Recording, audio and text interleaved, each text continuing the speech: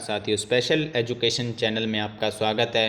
आज हम देखेंगे कि जो राजस्थान कर्मचारी चयन बोर्ड के द्वारा चतुर्श्रेणी कर्मचारी भर्ती 2024 आयोजित कराई गई, इसके बाद जिन अभ्यर्थियों का 7 अगस्त को यानी विडो, डाइवोर्स और पीएच कैंडिडेट का परिणाम जारी किया गया। पीएच कैंडिडेट का उनका परिणाम जारी हुआ जिनकी मेडिकल रिपोर्ट्स बोर्ड को प्राप्त हो गई थी।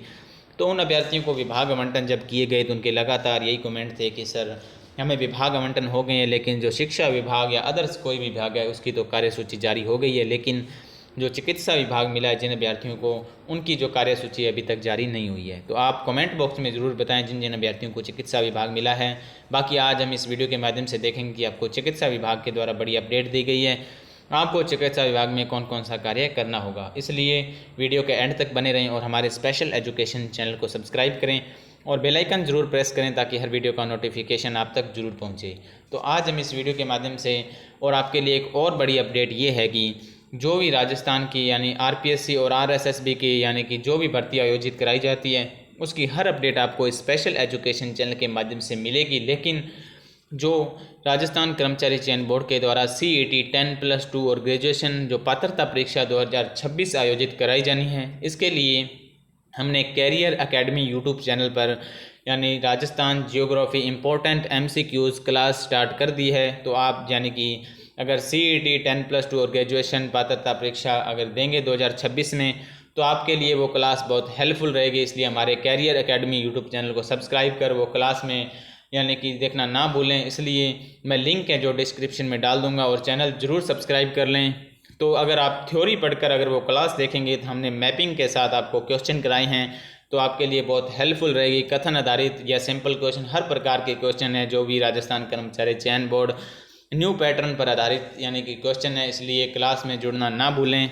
तो आज हम इस वीडियो में मेन यानी पॉइंट पर बात करते हैं कि वार्ड में चतुर्श्रेणी कर्मचारी अभ्यर्थी को कौन कौन सा काम करना होगा। तो उसमें ये काम करना होगा, जो भी वार्ड में चयनित अभ्यर्थी उसे वार्ड की देखभाल और स्वच्छता करनी होगी। इसमें जो वार्ड की साफ़ सफाई है उसे व्यवस्थित उसे रखना होगा, ये इसका मेन काम है। उसके बाद जो टेबल कुर्सी जो भी उसकी भी साफ़ सफाई उसको करनी होगी।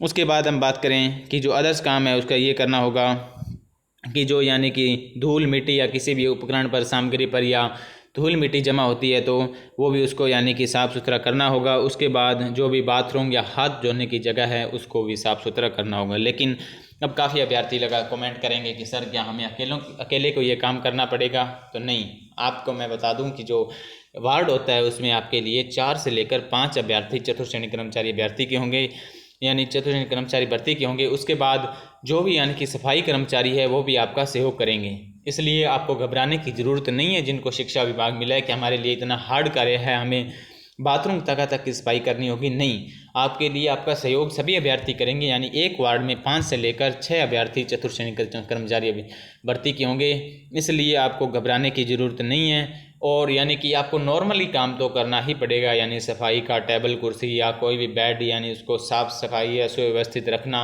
ये नॉर्मली काम आपको करना पड़ेगा। लेकिन जो आपके यानी कि जो शौचालय की वगैरह की साफ़ सफाई है उसमें आपका सहयोग यानी जो सफाई कर्मचारी होता है वो करेंगे। उनका आपको यानी कि सामग्री जरूर पहुंचानी होगी उनकी, आपको यानी कि साफ़ सफाई नहीं करनी होगी। उसके बाद हम देखें कि मरीजों की सहायता, तो मरीजों की सहायता के लिए मरीजों को समय पर आवश्यक सहायता देना, ये आपका मेन काम रहेगा। उसके बाद मरीजों को बेड पर लेटाना बैठाना जो उनकी चॉइस होगी उसके हिसाब से आपको करना पड़ेगा। और उसके बाद हम बात करें यानी कि व्हील चेयर पर जो भी मरीज़ है उसको यानी कि डॉक्टर की रिपोर्ट तक ले जाना, ये आपका काम रहेगा। बाकी जो डॉक्टर जांच के लिए जिन मरीजों को बुलाएगा उनको आपको लेकर जाना है, ये आपका काम रहेगा। नॉर्मली आप मेरे से बेहतर जानते हैं कि ये नॉर्मली आप वार्ड में कौन कौन सा काम होता है, तो आपको सभी करना पड़ेगा।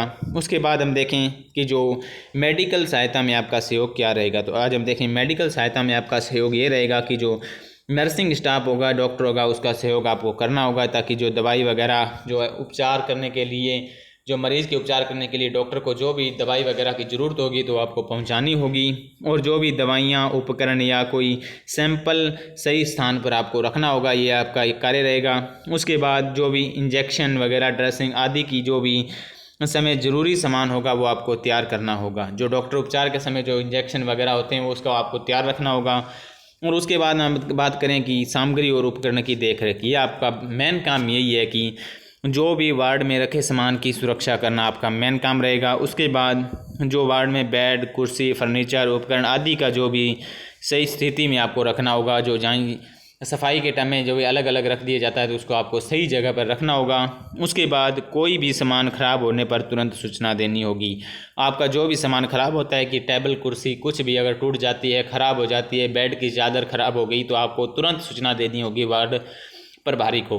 उसके बाद हम बात करें कि जो रिपोर्टिंग एवं सूचना देना आपका कार्य ये रहेगा कि जो वार्ड का जो इंचार्ज है को हर महत्वपूर्ण यानी कि जानकारी देना कि वार्ड में अब ये चल रहा है, वार्ड में अब ये चल रहा है, आपको महत्वपूर्ण जानकारी देनी होगी।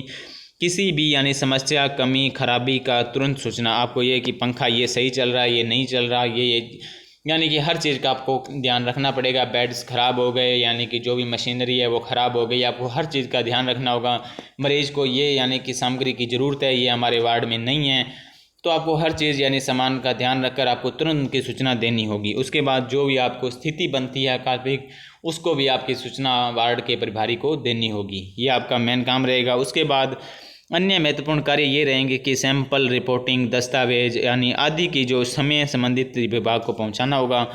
जो आपको पता है कि यानी कोई जो खून रिपोर्ट वगैरह कुछ होता है तो वो आपको यानी ला कर देनी होगी। और बाकी जो भी डॉक्यूमेंट होते हैं वो इधर से यानी वार्ड के जो भी डॉक्टर्स वगैरह होते हैं उनको देना होगा। ये आपका नॉर्मली काम रहेगा। उसके बाद आने जाने वाले व्यक्तियों को सही जानकारी देना। बाकी ये तो हम नॉर्मली जानते हैं कि अगर हम हॉस्पिटल में या वार्ड में गए हुए होते हैं तो कोई भी अगर हमसे व्यक्ति पूछता है कि ये वार्ड कहाँ पर है तो हम उसे बता देते हैं अगर हमें जानकारी होती है। तो चतुर्थ श्रेणी कर्मचारी भर्ती का अगर मेरे हिसाब से देखें तो मेन काम यही रहेगा कि वो जो भी व्यक्ति बाहर से आएंगे उनको बताएंगे ये डॉक्टर यहाँ बैठता है, ये वार्ड यहाँ पर है, ये जांच यहाँ पर होगी। ये आपका नॉर्मली काम रहेगा। उसके बाद जो भी एम्बुलेंस यानी स्ट्रक्चर, यहाँ पर जो भी पार्किंग होनी है, एम्बुलेंस के अंदर के में जो भी दवाई वगैरह रखी जानी है वो आपको व्यवस्था देखनी होगी। उसके बाद आपके ये मेन काम रहेंगे। उसके बाद आपको इन यानी कि महत्वपूर्ण बातों का ध्यान रखना होगा।